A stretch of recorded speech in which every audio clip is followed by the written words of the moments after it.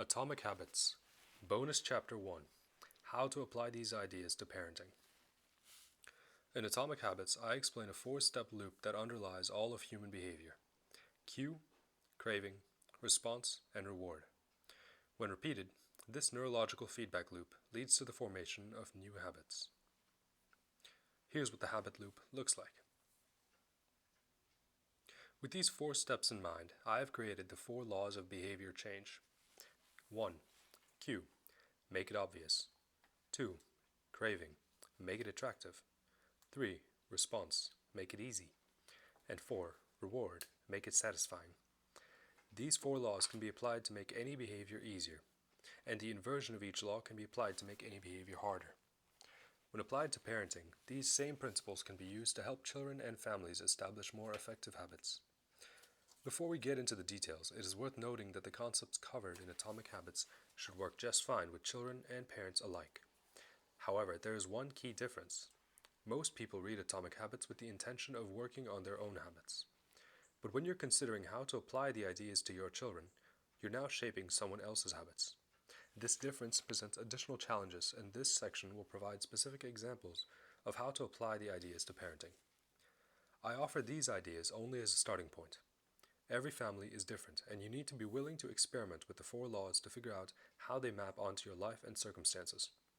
If you continue to return to the ideas I lay out in Atomic Habits, I think you'll find that the applications are nearly endless. The first law. The first law of behavior change is to make it obvious. This law is connected to the cue, which is the first step of the habit loop. A cue is anything that gets your attention, or your child's attention, and signifies what to do next. As you might expect, cues that are more obvious will be more likely to get a person's attention, and as a result, more likely to be acted upon. One way to apply the first law to parenting is to employ what author Julie Morgenstern calls the kindergarten model of organization. Kindergarten classrooms are designed to make it very obvious where things go and what to do with them. According to Morgenstern, there are 5 primary features. A room is divided into activity zones. It's easy to focus on one activity at a time. Items are stored at their point of use. It's fun to put things away. Everything has a home. And a visual menu of everything that's important. For example, if a child is assigned to the blue reading group, then their books go in the blue bin, they sit at the blue table, and so on. In other words, this method makes it very obvious what to do and where to do it. You can employ similar methods in your own home with color-coded labels or different post-it notes or other obvious markers. Consider the habit of toothbrushing. Olivia gets the green toothbrush. Michael gets the red one. Another option is to help your child create their own habit stacks, a concept discussed in Chapter 5 of Atomic Habits. If your child is struggling with study or homework habits, then you can use habit stacking to initiate a better study routine. Remember, the formula for habit stack is after current habit, I will new habit. After I walk in the door from school, I will take my homework out of my backpack and place it on the table. After I get out of the car from practice, I will take off my dirty cleats and put them in the garage. After I finish dinner, I will rinse off my plate and place it in the dishwasher. Remember, these habits should be small and easy to do.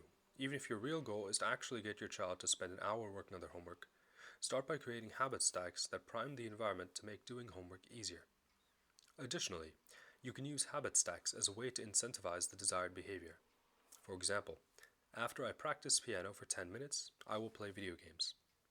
Habit stacks are simple and effective ways to make it clear and obvious when a new habit should occur. The second law. The second law of behavior change is to make it attractive. This law is connected to the craving, which is the second step of the habit loop. As you can imagine, if a behavior is not attractive to your child, that is, if they are not motivated to do it, then you'll be hard-pressed to get them to act. Interestingly, one of the best ways to motivate your children to act a certain way is to act that way yourself. Humans are master imitators. As I cover in Chapter 10 of Atomic Habits, we imitate 3 groups: the close, the many, and the powerful.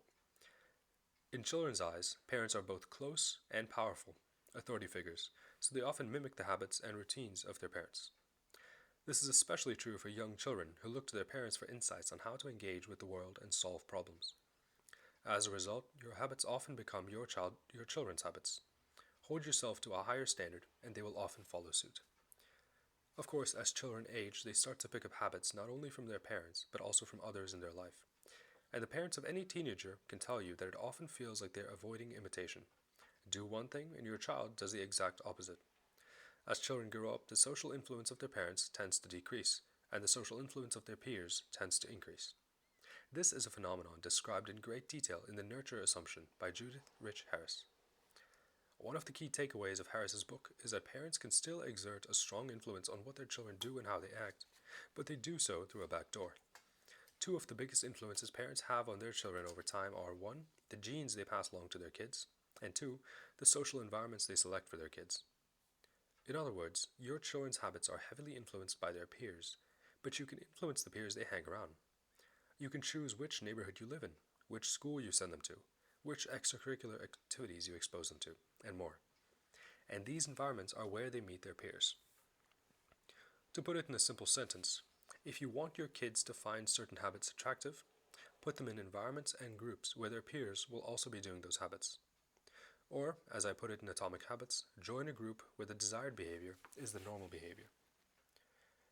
When a child sees their friends performing a habit, it becomes a very attractive thing to do. Another inherently attractive thing is freedom and autonomy, especially with younger children. Habits can become more attractive when they are given power over them. Here's an example from Janet Lansbury, the author of No Bad Kids. So when he says, "No, I don't want to put my PJs on," stay calm. "Oh, I hear you. You don't want to put on your PJs. What would you like to wear to bed?" Or maybe, "Which of these two PJs will you wear?" Or, "I hear you don't want to put on your PJs." Perfectly understandable. But we don't have time for a book if you can't get them on in the next 5 minutes. Or, "Would you like to put these on now or in 5 minutes?" The key is to continue to encourage his autonomy and give him options so that he doesn't feel bossed around. Be effortlessly in charge, totally unthreatened. Worst case scenario, he sleeps with his regular clothes on. It's similar to being told to read a book for English class versus choosing to read the book yourself. The same habit can go from unattractive to attractive, depending on who is in control. The third law. The third law of behavior change is to make it easy. This law is associated with the response, which is the actual behavior or habit that you perform. Behaviors are more likely to be performed when they're easy. That is, when they can be accomplished with ease. Before I share the details of this step, I want to remind you of an important point I wrote in Atomic Habits concerning the third law. The idea behind make it easy is not to only do easy things. The idea is to make it as easy as possible in the moment, to do things that pay off in the long run. Many parents commit an error by making life too easy on their kids. They write papers for them, have tough conversations with coaches and teachers for them, and otherwise intervene whenever a problem or challenge arises. This might make it easy in the moment, but it violates the message I just shared above. Such hand-holding does not make it easy for your child to do the things that pay off in the long run. Rather than doing the work for your child, you can make it easy for them to do the work themselves. For example, you can set up your child's homework environment for success. Make sure they have a quiet place with pens, pencils, and paper, and a room that is relatively free from distractions. For more environment design ideas, see chapters 6 and 12 of Atomic Habits. A similar strategy can be used for the social environment. For example, you can give your teenager precise language to use for handling peer pressure. This type of preparation makes it easier to take the desired action in the moment. As with any habit, the earlier you start with these changes, the better. While I was in high school, a family of 4 brothers was attending at the same time. I remember the day I found out they didn't have a single television in their home. I was stunned. When I think back on that memory today, it is very unsurprising to me that all 4 brothers were extremely intelligent, very well read, and attended wonderful colleges. From a very early age, they learned to love books. While the rest of us were playing video games and watching ESPN, they were reading. This type of environment design is too extreme for many people's taste, but you can't deny the central point. Children, and their parents, are often a product of their environment. If you want your children to develop certain habits, then make that habit the convenient and easy option within the environment. It's a lot easier to build a reading habit when there are no television sets around. The fourth law.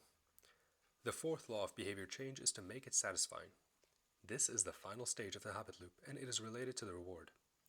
If there is a reward associated with the behavior, that is, it feels good and has a satisfying ending, then we have a reason to repeat it in the future. In Chapter 15 of Atomic Habits, I say, the first 3 laws of behavior change: make it obvious, make it attractive, and make it easy increase the odds that a behavior will be performed this time. The 4th law of behavior change, make it satisfying, increases the odds that a behavior will be repeated next time. It completes the habit loop. In order for any habit to stick, your children must find it satisfying or enjoyable in some way. Here's the good news for parents. Praise is naturally satisfying, and parents are in a perfect position to offer it. Every child enjoys being praised by their parents for a job well done. Of course, this is the opposite of what many parents do. So often, parents criticize the very behavior they are hoping their children will exhibit.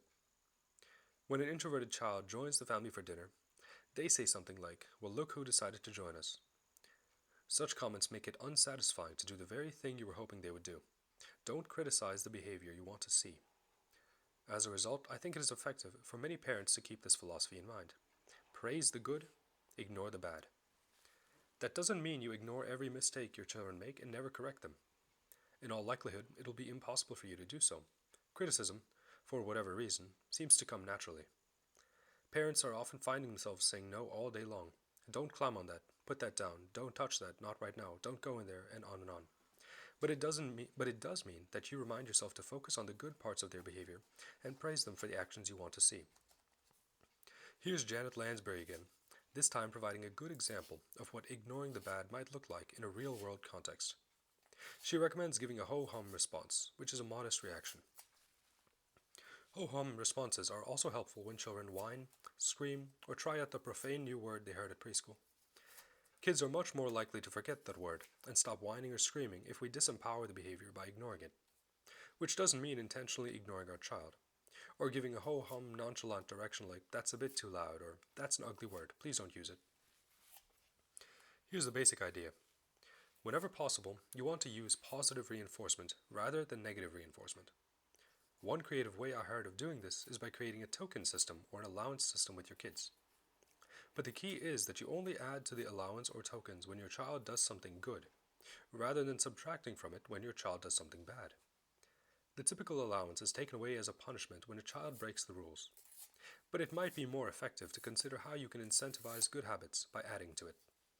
For example, if the child chooses to read a book for an hour instead of watch television, they get another token. Or they can earn tokens by doing chores or earning good grades or completing other valuable habits. Ultimately, the idea is to make it satisfying to do the right thing. That's it. I hope you enjoyed this appendix. For more ideas on how to apply the 4 laws of behavior change and build better habits in both children and adults, please see Atomic Habits. End of bonus chapter 1 to Atomic Habits.